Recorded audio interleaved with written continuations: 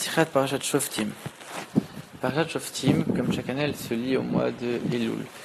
Et on dit que le mois d'Elul, il est comparé aux villes de refuge. On en a parlé il y a quelques semaines. Les villes de refuge, c'est la ville dans laquelle le meurtrier involontaire il devait fuir pour expier ce qu'il avait fait.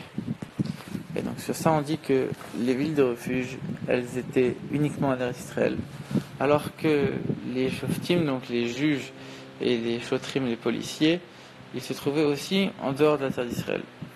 Les villes de refuge, elles acceptaient aussi les meurtriers qui venaient d'en dehors de la terre d'Israël, mais elles-mêmes, elles se trouvaient qu'en Eretz Israël. Et en fait, on voit que du fait que le Sifri, il parle de ces deux sujets-là, les villes de refuge et les juges, en même temps, on voit que forcément il y a un lien entre les deux. À tel point qu'on voit que le Sifri pose la question aussi, déjà les Shoftim, les juges, ils sont en dehors de la terre d'Israël, alors peut-être que les villes de refuge aussi, elles sont en dehors de la terre d'Israël. Donc rien que cette question-là, elle montre qu'en vérité il y a un lien entre les deux. Rabbi explique qu'en vérité les Shoftim, donc les juges et les policiers, ils n'étaient pas là pour punir le peuple, ils étaient là pour élever et pour raffiner le peuple. Et de la même manière, les villes de refuge, elles n'étaient pas là pour punir le meurtrier involontaire, elles étaient là pour l'expier. On parle, donc, ils devaient fuir dans ces villes-là, donc on parle d'exil en vérité. C'est un exil qui n'est pas pour punir ce meurtrier, c'est un exil qui est là pour l'expier, pour lui pardonner. Comme pour nettoyer cette faute-là. Et on aurait pu se tromper du fait qu'on voit qu'il y a des juges même en dehors de la terre d'Israël. Alors on va dire, regarde, comme les juges sont là pour expier en dehors de la terre d'Israël, alors aussi il y aura des villes de refuge en dehors de la terre. Qu'est-ce qu'on veut dire par Eretz Israël? Le Rabbi explique Eretz Israël, c'est la seule terre qu'on appelle Eretz, la terre par excellence, c'est Eretz Israël. Et Eretz, c'est la même racine que Ratzon. Ratzon, c'est-à-dire la volonté, donc on parle de la volonté de Dieu. La terre d'Israël, c'est la terre qui veut faire la volonté de Dieu. Et quand on dit en dehors de la terre d'Israël, c'est-à-dire en dehors de la volonté de Dieu, ce qui veut faire en dehors de la volonté de Dieu, en dehors de la Torah. Donc on voit que les villes de refuge, elles se trouvent que en Israël, que dans l'endroit qui fait la volonté de Dieu. Le Rabbi explique maintenant que quand on fait une tchouva, quand on fait un retour vers Dieu, il y a deux étapes. La première étape, c'est le regret sur ce qu'on a fait. La deuxième étape, c'est de prendre une bonne décision pour ne pas recommencer à l'avenir. Et en vérité, le fait de regretter ce qu'on a fait, il vaut rien si on ne prend pas sur soi de ne pas recommencer à l'avenir. C'est comme quelqu'un qui essaye de se purifier en allant au mikvé, et en même temps qu'il va au mikvé, il tient dans sa main quelque chose d'impur. On parle ici d'un reptile, du cadavre d'un reptile qui était impur à l'époque du temple. En même temps qu'il se purifie, il reste impur, donc ça sert à rien. De la même manière, si toi tu as envie de regretter ce que tu as fait, mais qu'au final tu ne prends pas sur toi de plus recommencer, alors c'est une purification qui sert à rien. De la même manière, celui qui regrette ce qu'il a fait, qui essaye de faire tchouva, s'il reste en dehors de la terre d'Israël, donc on a dit en dehors de la volonté de Dieu, alors ça sert à rien. S'il veut vraiment être pardonné, il faut qu'il aille dans les villes de refuge qui sont uniquement en terre d'Israël, uniquement dans Eretz, la volonté de Dieu. Alors oui, tu acceptes tout celui qui vient dans cette ville-là, même s'il vient d'un pays qui est en dehors d'Eretz Israël, tu l'acceptes. Mais où tu vas l'accepter? Uniquement dans une ville qui se trouve en Eretz Israël. Oui, même celui qui est en dehors de la volonté de Dieu, tu l'acceptes, mais uniquement s'il accepte de lui revenir vers la volonté de Dieu. Par contre, les juges et les policiers, ça, il y en avait aussi en dehors de la terre d'Israël. Pourquoi? Parce que pour juger quelqu'un, pour essayer de trouver la justice, le bon jugement, et pour essayer de punir quelqu'un, il faut pouvoir se mettre à sa place. Il faut être conscient des voiles et des descentes qu'il y a en dehors de la terre d'Israël, qu'il y a en dehors de la volonté de Dieu. Et seulement une fois que toi tu es conscient de ces descentes-là, de ce niveau-là qui est en dehors d'Israël, alors seulement à ce moment-là, toi aussi, tu peux juger celui qui se trouve là-bas. Tu ne veux pas, toi, rester dans la volonté de Dieu, rester en Israël, et essayer de juger celui qui se trouve en dehors. On ne peut pas descendre vers l'autre si soi-même on reste entièrement à son niveau qui est complètement au-dessus. On donne un exemple comme ça.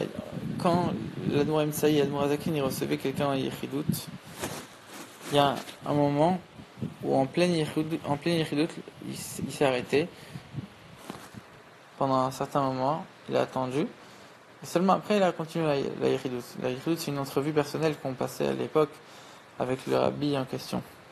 Quand on lui a posé la question, Et pourquoi le rabbi s'est arrêté en plein milieu de la Yichidut?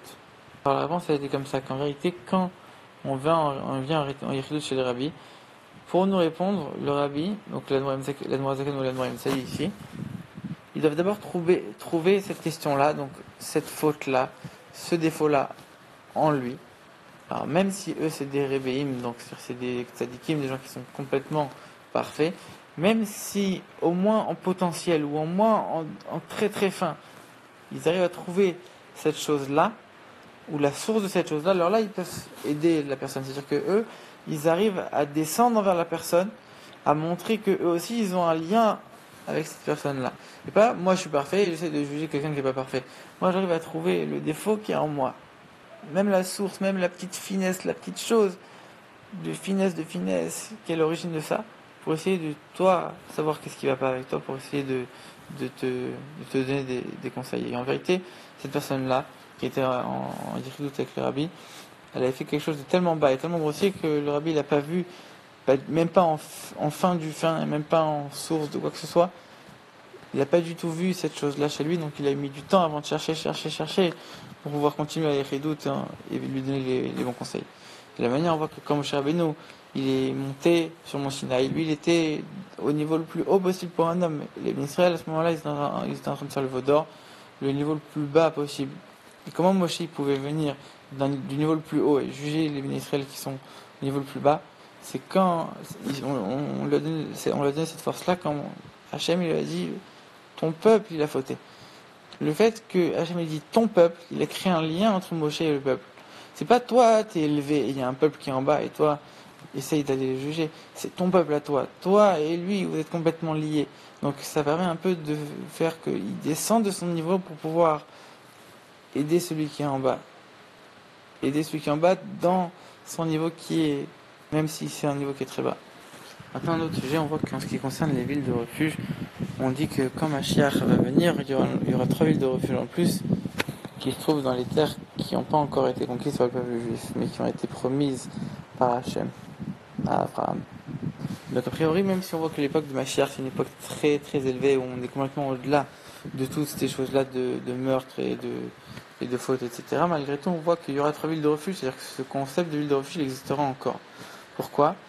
Pour montrer que même si tu as un niveau très très élevé, on fait toujours le contraste entre le niveau le plus élevé et le niveau qui est inférieur.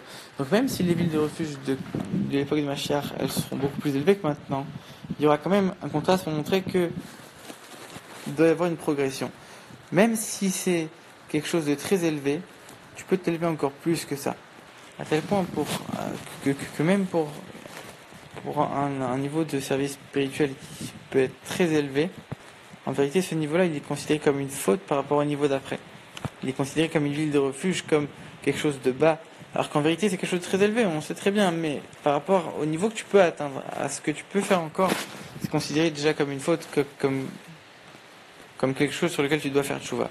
Donc ça c'est le bilan qu'on doit faire dans le mois d'Elul, quand le mois d'Elul il arrive, que chacun il doit vérifier si toutes ses actions, ses pensées, ses paroles durant toute l'année elles ont été comme il fallait, elles ont été comme le Shulchan Aruch il demandait ou pas. Et donc ça c'est vrai même que ce soit pour ceux qui travaillent ou pour ceux qui étudient la Torah toute la journée.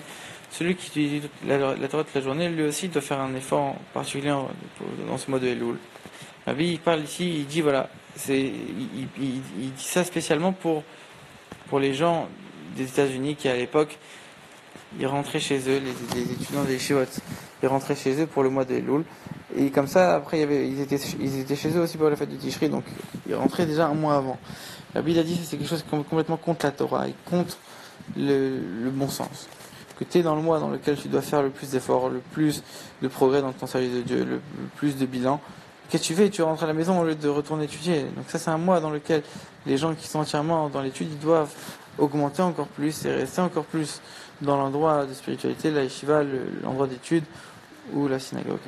Et avoir la préparation à Rosh Hashanah qui convient.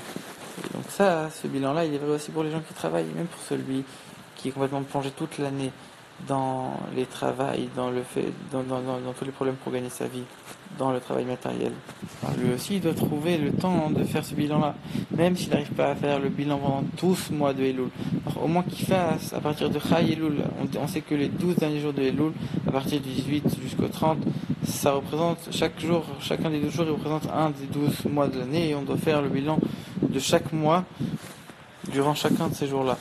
Et même s'il n'arrive pas à faire pendant ces 12 jours-là, alors qu'il fasse pendant la dernière semaine durant laquelle on fait les slichot, lui aussi doit faire l'effort de faire ce bilan-là. Et comme on l'a dit au début de la slicha, que le mois d'Elul est comparé aux villes de refuge, il doit se réfugier dans ce milieu de Torah. Comme de la même manière que celui qui est dans la ville de refuge, il devait établir une demeure fixe, de la même manière que lui aussi doit établir une demeure fixe dans le domaine de la Torah et des mitzvot, dans son bilan personnel. Et qu'on a dit qu'il faut que les villes de refuge sont en Eretz Israël, il faut revenir en Eretz Israël. C'est quoi Eretz Israël? Le mot Eretz, c'est la terre, ça veut dire c'est celle qui est annulée devant tout le monde, qui se laisse, qui se considère inférieur à tout le monde. Donc de la même manière, nous aussi on doit s'annuler complètement à Dieu, se considérer inférieur à Dieu dans notre bilan-là, et que par le mérite de ce bilan-là, on aura une bonne année dans tous les domaines matériels et spirituels.